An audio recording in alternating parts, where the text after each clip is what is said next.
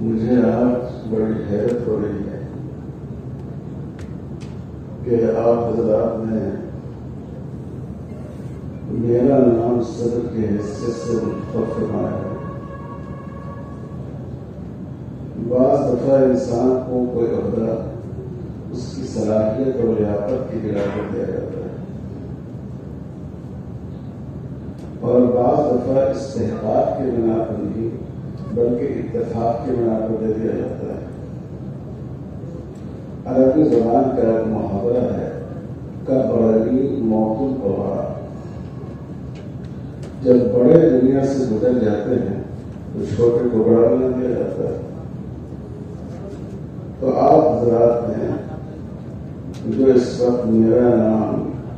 اس عہدے کے لیے تجویز فرمایا ہے، کسی تکلف اور تصدیوں کے بغیر میں عرض کرتا ہوں کہ وہ اسی طرح کا ہے۔ اللہ کا شکر ہے کہ میں نے بورڈ کے بزرگوں کو شروع سے دیکھا۔ حضرت مولانا سید اللہ رحمانی رحمۃ اللہ علیہ، جنہوں نے سب سے پہلے مسلم پرسنل بورڈ کی تشکیل فرمائی،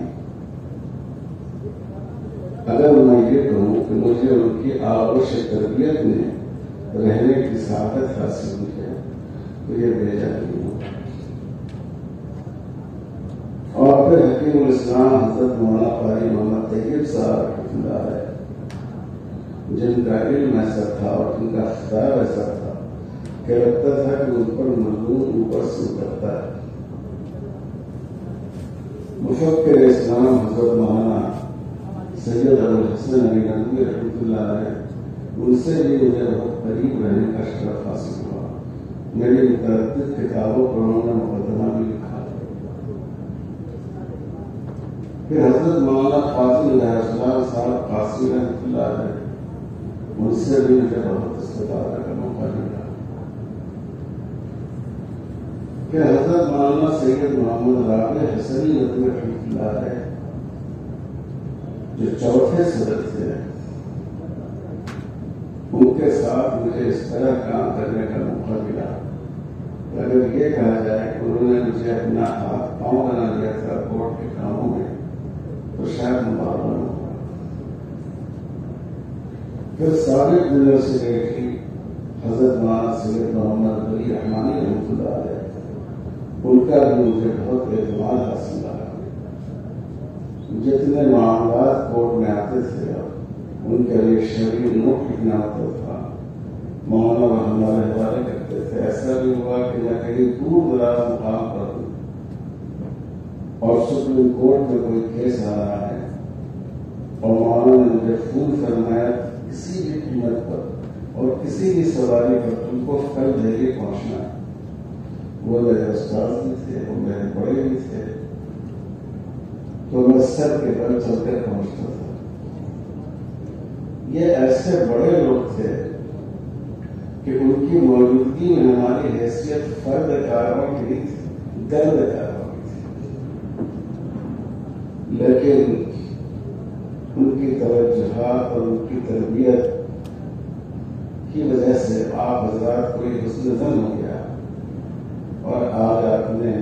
یہ ذمہ داری مجھ سے متعلق فرمائی۔ تو جب آپ نے یہ ذمہ داری مجھ سے متعلق کی ہے تو آپ کی ذمہ داری یہ ہے، بورڈ کسی ایک آدمی کا نام نہیں۔ آپ نے اگر مجھے صدر بنایا تو آپ سب صدر، ہم سب مل کر بورڈ کے قافلے کو آگے بڑھائیں اور اس کے کام کو تربیت پہنچائیں۔ اس میں سب سے بڑی چیز اتحاد و اتفاق ہے۔ 1972 میں جب بمبئی میں مسلم پرسنل لا کنونشن ہوا اور 1973 میں جب حیدرآباد میں مسلم پرسنل لا بورڈ کی تشکیل ہوئی، اس وقت بورڈ کا بننا اتنا آسان نہیں تھا جیسے اس وقت آپ دیکھتے ہیں۔ ہم اور آپ ایک جگہ بیٹھے ہوئے، جن بزرگوں کے درمیان اختلاف رائے اس درجے کا تھا کہ وہ ایک اسٹیج پر نہیں بیٹھ سکتے تھے۔ شریعت کی اہمیت تم سب پہ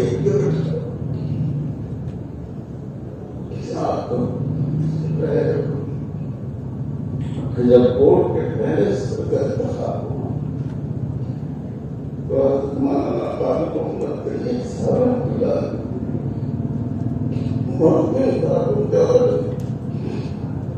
حضرت مولانا مفتی برہان صاحب پوری رحمت اللہ ہے جو اس وقت حضرت مولانا مرزا خان صاحب رحمت اللہ ہے سب سے پہلے ووٹ کی صدارت کے ان کا نام تھا اور حضرت مولانا مفتی برہان صاحب نے طارق طیب صاحب کا نام پوچھ کیا اور مفتی برہان صاحب رحمۃ اللہ علیہ مسلم پرسنل اللہ کا پیغام دے کر میں نے مولانا مجاہد صاحب کی زبان سے سنا اس طرح پہنچے کہ جہاں لوگ چپلیں اتارتے ہیں وہاں پر مولانا اللہ صاحب اور ان لوگوں کو سارا قابل بیٹھے قاضی صاحب نے آگے بڑھ کر فرمایا کہ حضرت شریعت کا رہے گی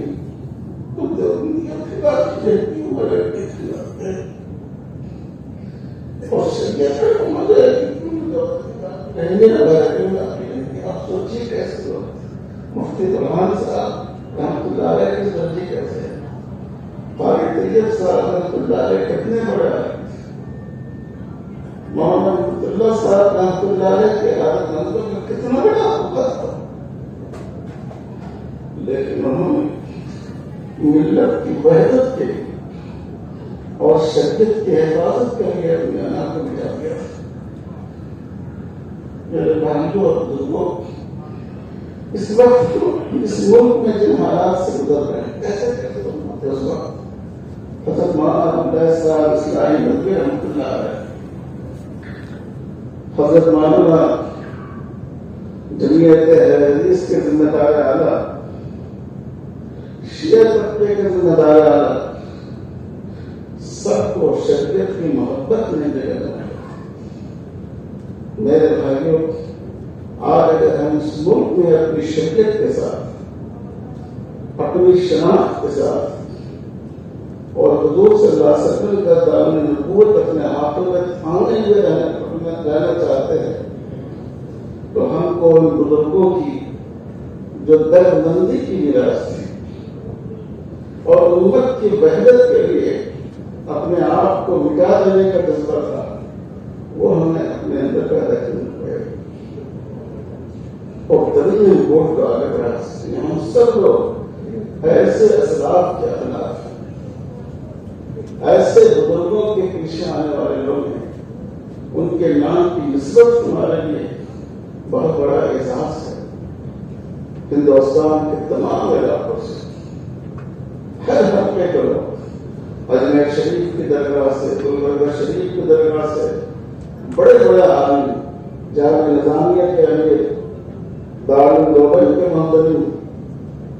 پورا ہندوستان اس آواز پر متفق ہو گیا تو ہمیں پھر وہی اسپرٹ اپنے اندر پیدا کر دی جب تک ہم اپنے دلوں میں اتحاد کا چراغ نہیں جلائیں گے اور صرف جلسے کی تقریروں سے اتحاد نہیں ہوتا جب تک زبان اور دل کے درمیان رفاقت نہیں ہو اور جو بات ہم محفلوں میں کہیں ہماری تنہائیوں میں بھی کوئی جذبہ کا فرما نہیں ہوگا اس وقت تک اتحاد قائم نہیں ہو سکتا اتحاد صرف الفاظ سے قائم نہیں ہوتا ہے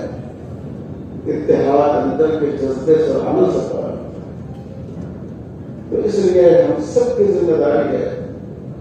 یہ کوئی اعزاز نہیں ہے یہ ایک ذمہ داری ہے ہم سب برابر پچھلے ہیں ہندوستان کا ہر مسلمان اس کی پرسنل ووٹ ہے اور ووٹ کے جتنے ارکان ہیں وہ سب قابل احترام اور لائق احترام تو اس جذبے کے ساتھ ہم لوگوں کو مل جل کر ووٹ کے تمام کاموں کو انجام دینا ہوگا کیا ہم لوگ انشاءاللہ ایسا کریں گے اگر ہم سب مل کر کے کریں گے تو انشاءاللہ اس ملک سے کوئی طاقت شریعت کے چراغ کو بجھا نہیں سکتی اور اس ملک سے اسلام کو نقصان پہنچانے میں کامیاب نہیں ہو سکتی۔ میرے بھائیوں اور بزرگوں، مجھے خود پہلی بار میں مارچ 1989 میں بورڈ کا ممبر بنا تھا اور ان تمام بزرگوں کی میں خدمت کرتا تھا۔ مجھے کبھی حاشیہ خیال بھی نہیں تھا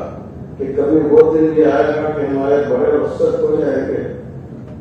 اور میرے جیسے چھوٹے موٹے آدمی کو آپ لوگ اس ذمہ داری کا اہل سمجھ لیں گے، لیکن جب آپ نے یہ سمجھا ہے تو آپ دعا بھی کیجیے کہ اللہ تعالیٰ ہم سب کو اپنی مرضیات پر قائم رکھے۔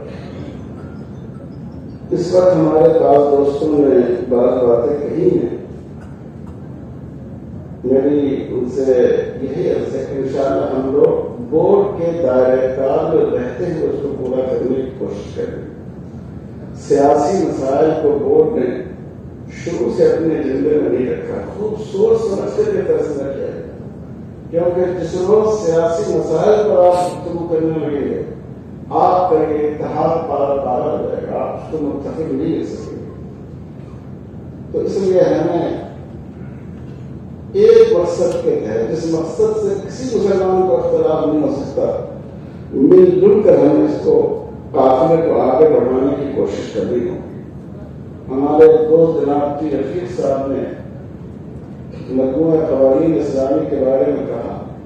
یہ بڑی اہم کوشش ہے۔ مجھ سے پڑوسی ملک کے بارے